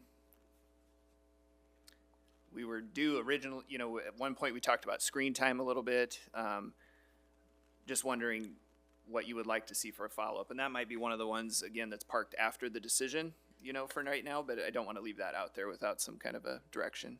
I mean, right now, looking at your non-personnel savings, that doesn't have a number. Right. So, yeah, I want to come back to that, but I don't know if you're going to have it ready by next Tuesday. No, I just mean for ongoing work. Okay. Is that something you want us to keep exploring, or at least, should we start to get some feedback on what that would look like? I think we should keep exploring it. I will say I've already had one elementary school teacher reach out to me and be like, this is not a good idea. But I think I would like us to explore it with the teachers, get their feedback and see, okay, is there a medium between 0 Chromebooks and 1-to-1? Is there something in the middle that we can save money for, also achieve better educational goals with less screen time? But I think that's a much larger, longer conversation, not one that we're going to do on March 10th. And during this meeting, there was a House File 2676. There was an amendment to it in the Iowa State House for K-5 classroom that the state of Iowa will try to limit it to no more than 60 minutes a day of computer. That was done tonight, so the state is moving that way. Lots of parents They passed it. They got put onto a bigger bill, but the bill will probably pass, according to my person. Okay. But I would like to continue down the avenue, but I also would like to continue to separate the grade levels, like elementary, middle school, high school. I will add, if you talk to my high school teacher or husband, he was like, "Can we get rid of him at the high school?" So I do think we should separate it, but there might be it might be worth looking at all levels. And I just want to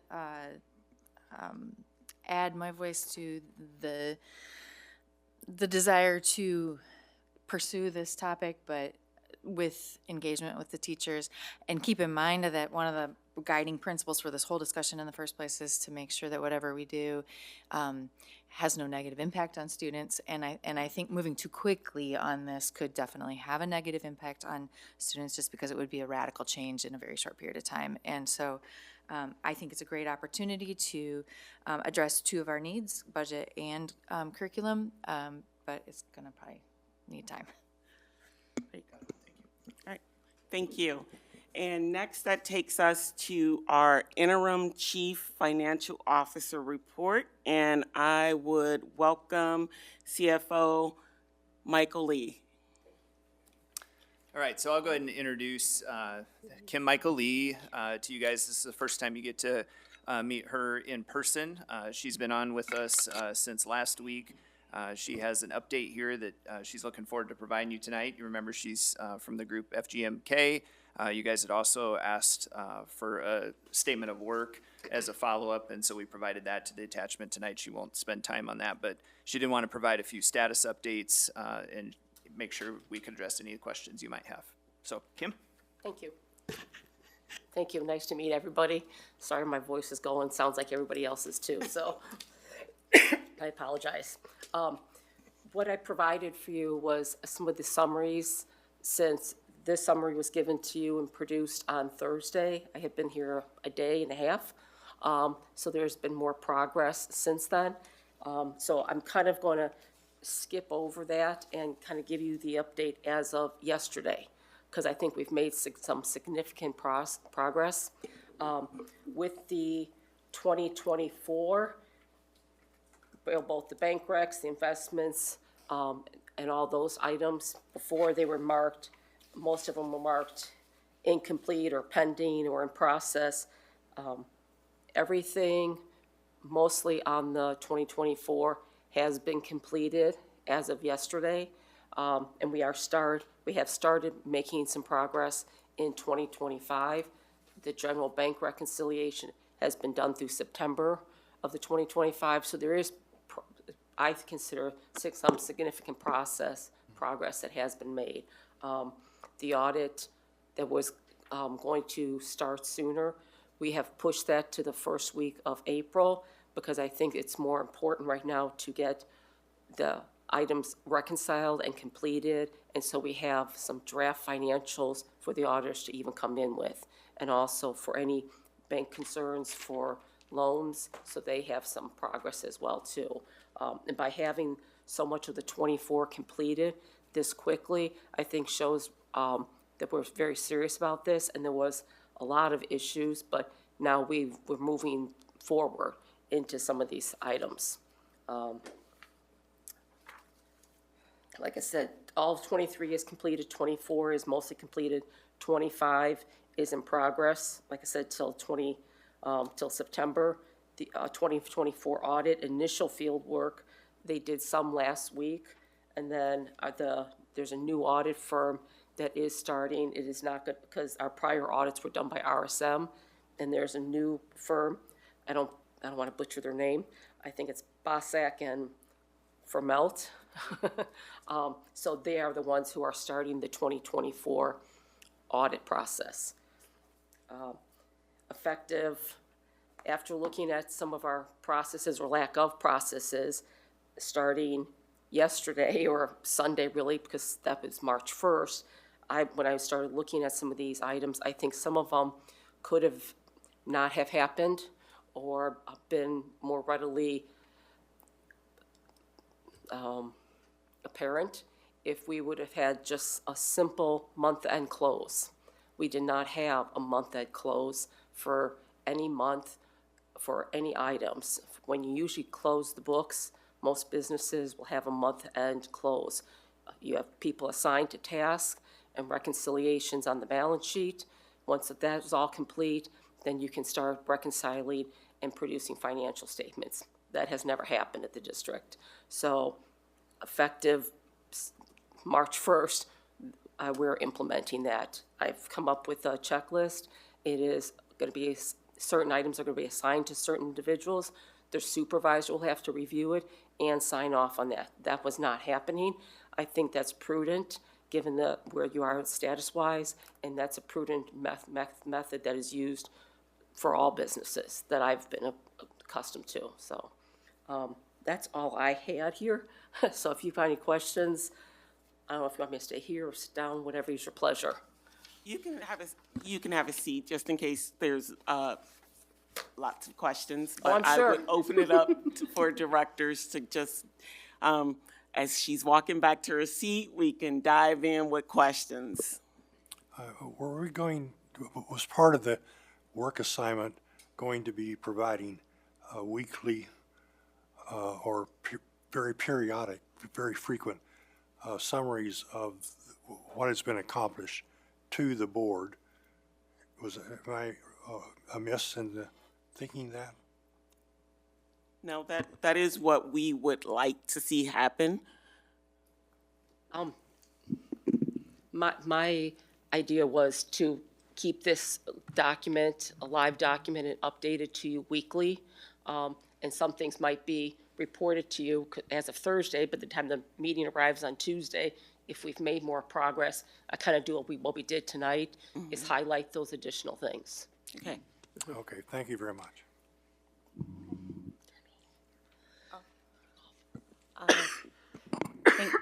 Ms. Michaeli, thank you so much for what you're doing. I know that you kind of walked into a difficult situation, and I truly appreciate the expertise that you are lending to us. There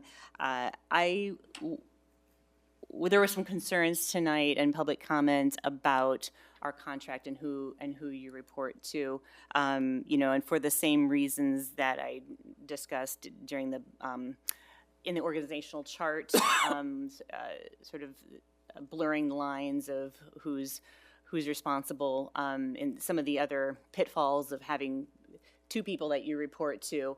I agree with that public commenter tonight. I just want to say that I expect you to be an independent voice, not influenced or filtered by anyone on the administration, and just purely your message to us based on the data that you are seeing. So I wanted to reiterate that. The other thing that I would ask for is that at the end of your tenure, whenever that is, I personally would like to see a consolidated report with a list of deficiencies and corrective actions. I think that would be important for the board to understand. I also think that would be important for the transition to the CFO that we are now in the middle of a search for. You mentioned that there are a lot of issues. I wondered if you could elaborate on what those issues are that you're finding. In my brief 1 week. Yeah. You've done a lot. Yeah, there's a lot of things to examine and investigate. So I ask a lot of questions. People may not like them, but they're necessary to get what you need.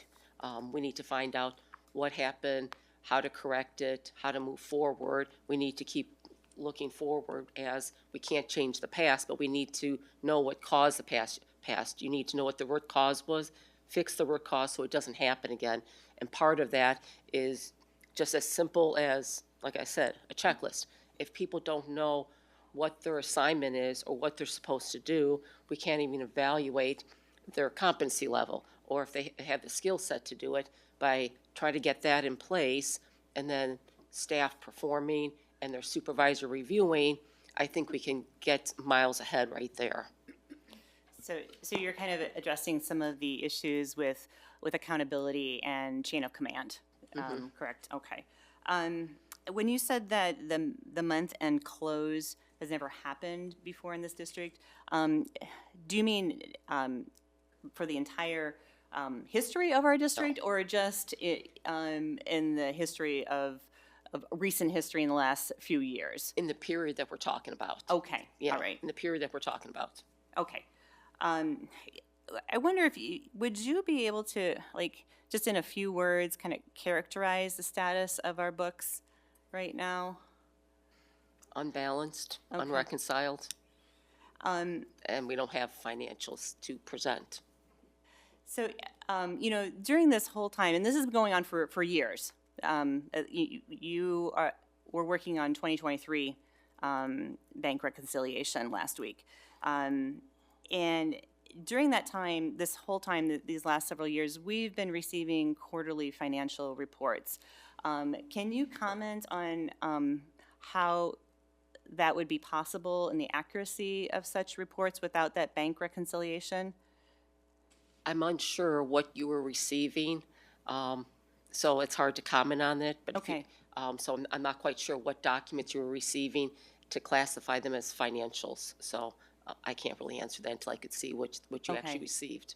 I'm trying to understand if what you're doing now, the bank reconciliation, would that have been an important part of being able to present the board with accurate quarterly financial reports?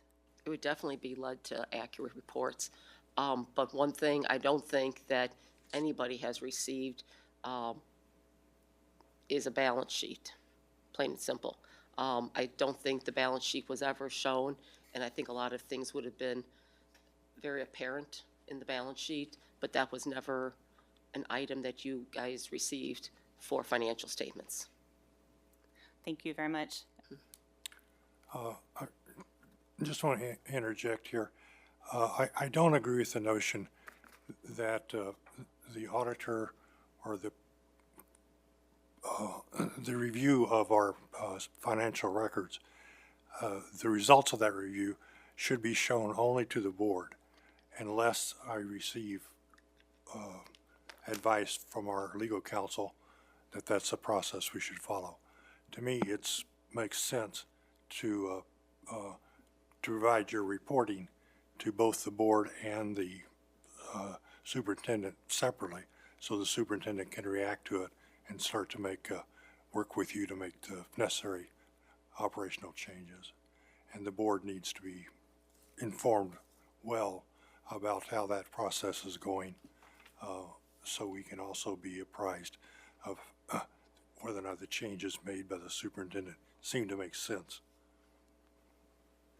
I mean, it's public record. It's not going to be only to the board. Whatever she shares with the board is with the public. Yeah, well, right, yeah. What we're talking about is who is accountable for it. When we say reporting, too. Well, isn't the board the overriding accountable body by law? Yeah, we are. Yeah. When you say that there's no financials to present, I mean, it's a pretty big concern. Let's just put it mildly. That's kind of an understatement. So when we're talking about cuts, do we know how much we need to cut if we don't have financials? I can't answer that question. Okay, how about this one? Given the financial position and no financials to present, would you recommend a school district in our financial position being in negotiations, or would you say to wait until we have more information financially? I don't have enough information to give you. I've been here literally 7 days. I'm just going to say that Rome wasn't built in a day. Sometimes things take a little while to, dig in and find out. This has been going on for several years. You can't just flip the switch. You need some time to investigate. I mean, it's just dumbfounding is the word that I'm going to put to be nice tonight, that we would be in this position, given the budget we have, the amount of people that we employ, the amount of people that rely on us, the amount of children that rely on us. And it's really tough to take without making some honest statements. I will say that right now. And we need to figure it out. We need to figure it out. We can't be nice. We can't be easy. That's all I have to say. I just want to say in response, President Malone, that the advice of our attorney was that we not do that exact thing, that we wait until the auditors and investigators have completed their work to their satisfaction, so that we have information about that we can make statements, conclusionary statements based on.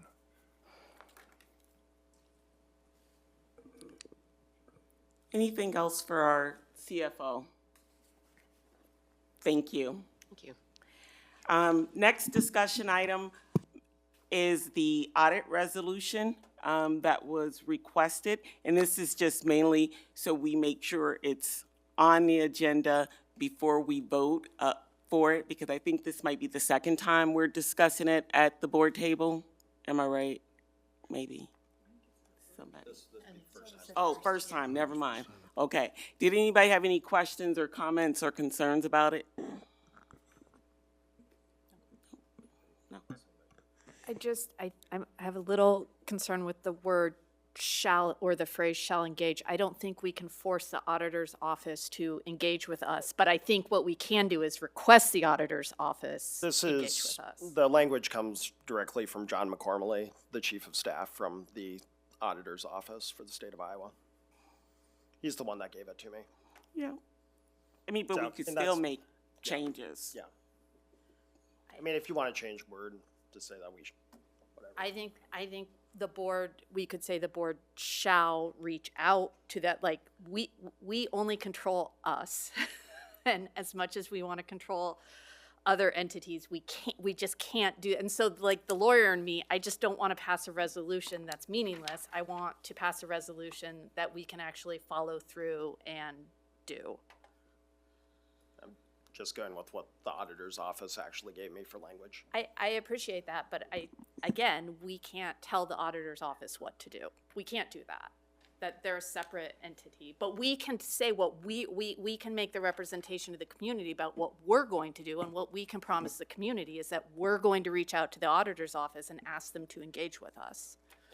I guess it just, it hinges on what the definition of the word engage means. Like, does I it think mean you're just right. reach out? I think Yeah. maybe that's the Okay. miscommunication, because if that's what we mean by engage, then there's no problem with this. I think I was reading engage like a formal engagement, establishment of a relationship, and I think that's where I'm getting hung up on, because it's like asking someone on a date, right? Like, we can ask them to engage with us, but they can say, no, I don't want to. But if all engage means is to reach out to them, right, then this is accurate. Then there's no problem with that. Can we get Thank in- you, Jane. Yep. So following up on that, can we get any more specific? Because I don't think engage really means anything in this context. Should it be something along the lines of request something?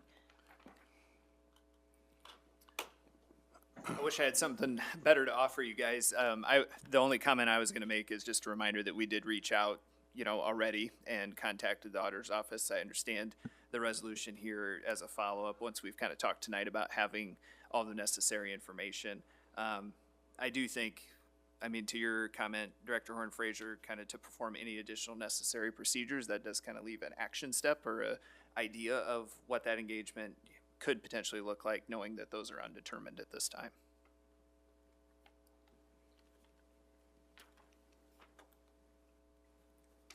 Okay. So I took some notes, and maybe next time we see this as well as some additional options. Thank you. Okay. That takes us to our action items for tonight. The first one is the recommended action a resolution directing the sale not to exceed $3 million of anticipatory warrants in taxable series 2026. I don't know if Superintendent Degner, you wanted to say anything, or if any other directors had questions. This was talked about at our meeting last week. Yes, thanks, President Malone. We did talk about it pretty extensively last week. You have a memo there, and then you also have the engagement letter and the authorizing resolution. I do think based on the language we have loaded in the recommendation there, we would want that read pretty carefully. But I know Kurt's here and could answer any questions as he's worked on this directly with Allers, and we have Emily Colby in the back as well if there was any specific questions that we'd be unable to answer. So all of that is presented to you, and we would like to see your action to approve that this evening. Are there any questions? So I sent this as a director inquiry, or I guess, I think it was just an email, actually, to Superintendent Degner over the weekend, that just to confirm that there is no interest incurred unless we actually use the money. Correct. There'd be some origination fees that we talked about a little bit last week, but as far as the interest would be if we actually drew on the money, yes. Okay. And the amount of that interest depends upon How much? the term of the loan itself. Were there additional questions? If not, is there a motion? I would move, and we need to use this language Yeah, under read it recommendation. Under recommendation, All right, exactly. thank you. I would move to approve the resolution directing sale of not to exceed $3 billion anticipatory warrants, taxable series 2026. Second. Board Secretary Coven, ready to vote? Online voting is open.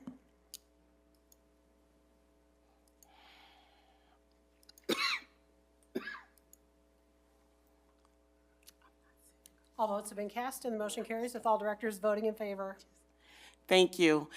And next action item is the authorization for bank signatures to add Kurt Pratt on as board treasurer. Were there any questions or comments? Hearing none, is there a motion? Move to authorize Kurt Pratt, Board Treasurer, as an authorized signer to the district's Green State Credit Union bank accounts. Second. Thank you. Board Secretary, ready to vote? Online voting is open.